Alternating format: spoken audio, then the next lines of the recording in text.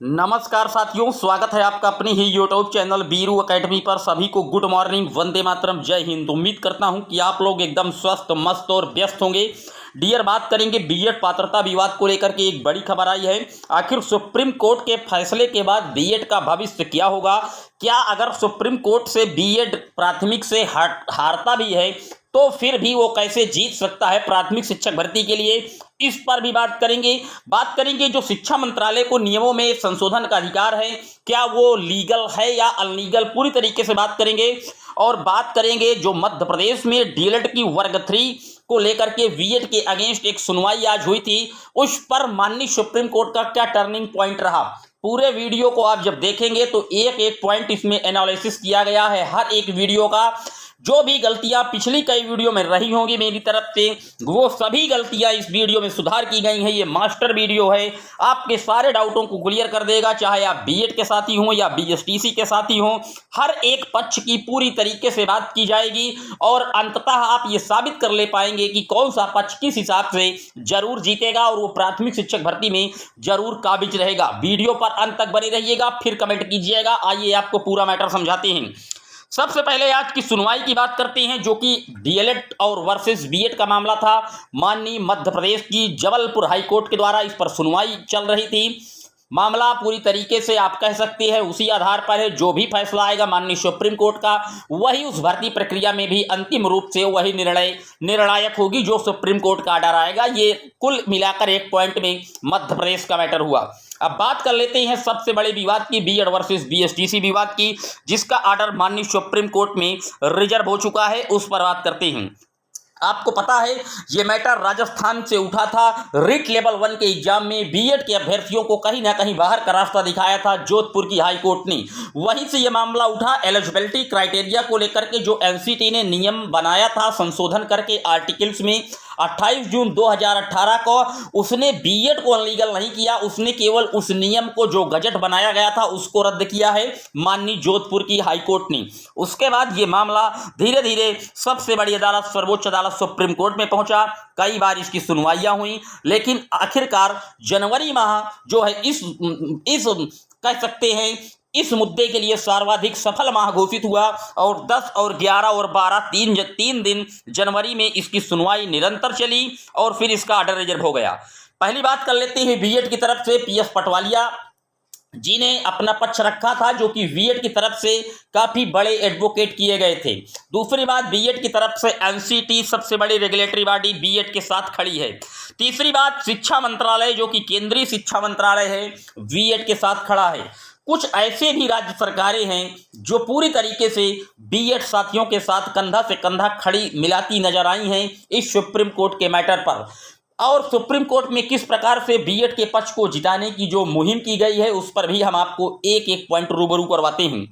सबसे पहले जो पीएस पटवालिया जी थे, उन्होंने बीएड को यह कहकर एलिजिबल करने का आदेश मांगा माननीय सुप्रीम कोर्ट से, चूंकि एनसीटी सबसे बड़ी संस्था है और नियम और कानून बनाने का जो अधिकार है वो सिर्फ एनसीटी के पास है नियमों में संशोधन करने का। इसलिए उसने संशोधन करके बीएड की जो एलिजिबिलिटी है उसको प्राथमिक के लिए मान्य किया 6 माह के ब्रिज कोर्स के बाद। दूसरा जो पॉइंट है, शिक्षा मंत्रालय की पेशकश भी यही थी कि बीएड को प्राथमिक में लाया जाए। तीसरी जो सबसे अहम बात थी वो ये थी कि केंद्रीय विद्यालय संगठन, जिसे हम केवीएस के नाम से जानते हैं, उसकी भी हर साल जो है वैकेंसी आती हैं और प्राथमिक सेक्टर पर कहीं ना कहीं उसके जो पद होते हैं वो रिक्त रह जाते थे। तो उन्होंने संस्तुति की कि बीएड को प्राथमिक में लाइए ताकि जो हमारी सीटें हैं ये भरी जा सकें। चौथा जो पॉइंट था बीएड का वो था उत्तराखंड राज्य का हवाला। उत्तराखंड सरकार के द्वारा ये मांग की गई थी कि हमारे यहाँ 2 वर्षीय पाठ्यक्रमों की संख्याएं काफ़ी कम हैं, काफ़ी कम हमारे यहाँ प्रशिक्षणरत अभ्यर्थी मिल पाते हैं, इसलिए हम चाहते हैं कि बीएड को प्राथमिक में पात्र किया जाए। तो इस प्रकार की कई अनुशंसाओं के बाद बीएड को कहीं ना कहीं प्राथमिक शिक्षक भर्ती के लिए मान्य किया गया और वो भी 6 माह के ब्रिज कोर्स के बाद प्रशिक्षण होगा उनका। उसके बाद वो पूरी तरीके से प्राथमिक शिक्षक भर्ती के लिए पात्र हो जाते हैं। इस प्रकार के कई टर्निंग पॉइंट माननीय सुप्रीम कोर्ट में बीएड की तरफ से रखे गए। अब बात कर लेते हैं बीएसटीसी की तरफ से।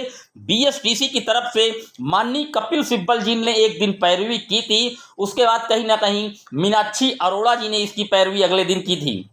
जो बीएसटीसी का पक्ष है वो एक ही पॉइंट पर टिका है और वो है राजस्थान जोधपुर का जो हाईकोर्ट का आर्डर है उसने केवल उस गजट को रद्द किया है, ना कि बीएड अभ्यर्थियों को रद्द किया है। प्राथमिक से गजट रद्द हुआ है डियर, क्योंकि जो उसके नियम बनाने के प्रोसेस थे उसमें जोधपुर की हाई कोर्ट ने कमियां निकाली है, ना कि बीएड छात्रों के ऊपर कमियां निकाली गई हैं। पॉइंट को नोट किया जाए।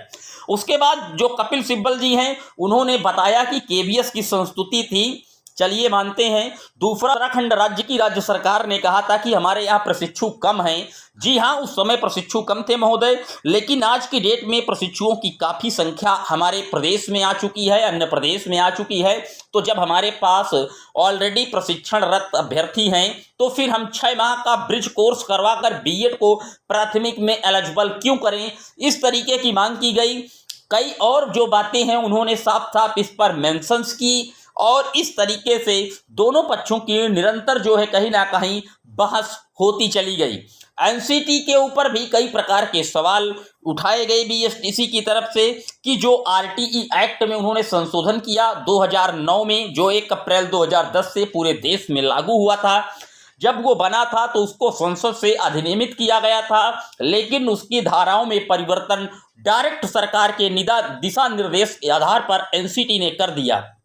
उसको भी संसद से अधिनियमित होना चाहिए था। इस तरीके की कई मांगे की गई और मामला आया मिनिमम क्वालिफिकेशंस को लेकर के भी आया। क्वालिटी एजुकेशंस की भी बात की गई कि क्वालिटी एजुकेशन बीएड के बाद बड़ी डिग्री है वो दे सकता है। इस तरीके के पक्ष और विपक्ष की काफ़ी लंबी सुनवाई हुई। आखिरकार माननीय सुप्रीम कोर्ट में जो अनिरुद्ध बोस और सुधांशु धूलिया जी की बेंच थी आर्डर रिजर्व कर लिया और ये कहकर उन्होंने इस पॉइंट को छोड़ दिया कि आप लोग 20 जनवरी 2023 तक लिखित जो आर्गूमेंट्स हैं वो सुप्रीम कोर्ट में सबमिशन कर सकती हैं। दोनों पक्षों ने अपने अपने साक्ष्य जुटाने शुरू कर दिए हैं। बीएड की तरफ से पीएस पटवालिया जी साक्ष्य लगातार दे रहे हैं। वो उन्होंने 2 राज्यों का सुप्रीम कोर्ट का जो डिसीजन है 2 राज्यों के अगेंस्ट आया था, हाई कोर्ट का जो डिसीजन था उसको सुप्रीम कोर्ट ने पलटा था। उसमें ये बातें आई थी कि उच्च शिक्षा जो होती है वो नीचे की शिक्षा के लिए दोष नहीं है, यानी कि अगर आपके पास बड़ी डिग्री है तो आप नीचे की जो डिग्रियां हैं उनके ऊपर ऑलरेडी हैं, तो जो काम नीचे वाला कर पाएगा उसे आप आसानी से कर ले जाएंगे जब आपके पास बड़ी डिग्री है। इस तरीके के कई साक्ष्य बीएड की तरफ से रखे गए हैं और बीएसटीसी की तरफ से भी इसी प्रकार के कई साक्ष्य रखे गए हैं कि महोदय अब हमारे यहाँ प्रशिक्षुओं की संख्याएं ज़्यादा हैं। आपने देखा था प्रदेश में 69,000 की शिक्षक भर्ती रही हो, काफ़ी ज़्यादा परसेंटेज में बीएड या डीएलएड या बीटीसी के छात्रों का जो परसेंटेज था वो ज़्यादा था उनके चयन का। उनकी संख्याएं कम थी लेकिन परसेंटेज ज़्यादा था। इस तरीके के कई जो हवाले हैं उन्होंने राजस्थान की जो रीट की परीक्षाएं हुई थी अभी उसका भी हवाला दिया कि वहां पर 2,10,000 अभ्यर्थी क्वालिफाई हैं। इस तरीके से दोनों पक्षों ने जो अपना कह सकते हैं रिटर्न सबमिशन है वो लगातार जमा कर रहे हैं। एनसीटी भी अपना जो सबमिशन है जमा करेगी, एमएचआरडी या शिक्षा मंत्रालय भी अपना सबमिशन जमा करेगी और जितने राज्य हैं भारत के सभी राज्य भी अपना जो लिखित सबमिशन है वो जमा करेगी। अब बात आई ऑर्डर की, तो ऑर्डर ये मान लीजिए कि 90 दिन तक माननीय सुप्रीम कोर्ट अपने ऑर्डर को रिजर्व रख सकती हैं, लेकिन 90 दिन के अंदर उनको अपना ऑर्डर जो है वो कहीं ना कहीं सुनाना पड़ता है। लेकिन चूंकि कई स्टेट ऐसे हैं जहां भर्ती प्रक्रियाएं इसकी वजह से बाधित हैं, तो सुप्रीम कोर्ट यही चाहेगा कि इसका जो ऑर्डर है वो जल्द से जल्द जो है कहीं ना कहीं पब्लिश किया जाए। हो सकता है फरवरी के पहले सप्ताह में इसका ऑर्डर माननीय सुप्रीम कोर्ट द्वारा पब्लिश कर दिया जाए। अब जो अगला सबसे बड़ा मुद्दा है कि अगर सुप्रीम कोर्ट के द्वारा बीएड के अगेंस्ट फैसला दिया जाता है, यानी कि बीएड के खिलाफ माननीय सुप्रीम कोर्ट का आदेश आता है कि प्राथमिक से बीएड को हम हटाते हैं, सपोज दैट 1 मिनट के लिए बात कर रहा हूं, अभी ये ऑर्डर नहीं आया है, तो फिर क्या बीएड को प्राथमिक में सरकार शामिल करा सकती है? मैं आपको बता दूं पूरी तरीके से सरकार बीएड को फिर से प्राथमिक में शामिल करा सकती है। उसके 2 रीजन्स हैं। पहला, चूंकि बीएड के अभ्यर्थियों को नहीं बाहर किया गया है बल्कि गजट को रद्द किया गया है। पहला पॉइंट नोट कर लीजिए, गजट को जो रद्द किया गया है 28 जून 2018 को राजस्थान के द्वारा भी रद्द हुआ है, भी सुप्रीम कोर्ट से रद्द नहीं हुआ, लेकिन मैं मान रहा हूं कि रद्द हो गया तो उसके बाद का प्रोसेस है। अगर सुप्रीम कोर्ट द्वारा रद्द होता है तो सबसे पहले क्या करेगी केंद्र सरकार?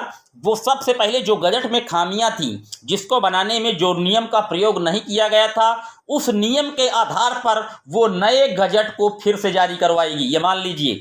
और आरटीई एक्ट की जिस धाराओं में, जो संविधान में जो आर्टिकल्स में उसको चेंजेस करने होंगे, चाहे वो 23 की सेकंड उपधारा में हो, 21A की आर्टिकल्स में हो, चाहे आप जिस भी आर्टिकल्स में उसको जिस प्रकार से संशोधन कराना होगा वो संशोधन फिर से कराएगी नए सिरे से, और राज्यों की संस्तुति भी करवाएगी, और बीएड को प्राथमिक में फिर से शामिल करवा सकती है, ये आप मान लीजिए। क्योंकि शिक्षा समवर्ती सूची का विषय जरूर है माननीय राजीव गांधी जी के टाइम पीरियड से, लेकिन चूंकि जो समवर्ती सूची के विषय होते हैं इसमें दोनों को कहीं ना कहीं पावरें होती हैं नियम बनाने का, चाहे वो राज्य की राज्य सरकार हो या केंद्र सरकार हो।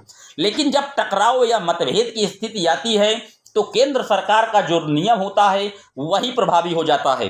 तो इस प्रकार से सरकार बीएड को प्राथमिक में पुनः शामिल करा सकती है, गजटों में नियमों में संशोधन कराकर। तो ये उम्मीद करता हूं आप लोगों के सारे डाउट क्लियर हुए होंगे। आखिर इस वीडियो को देखकर आपकी क्या इच्छा है इस वीडियो पर कमेंट करने की जरूर करिएगा। आपकी क्या सोच है कि आखिर आपने इस वीडियो को किस हद तक पॉजिटिव वे में दोनों पक्षों की बात की गई है, कमेंट करके जरूर बताइएगा। वीडियो को जरूर शेयर कीजिएगा, चैनल का सपोर्ट कीजिए। ये चैनल सिर्फ आप लोगों को सच्चाई से रूबरू करवाने के लिए बनाया गया है। Thank you, best of luck. फिर मिलेंगे नेक्स्ट अपडेट में।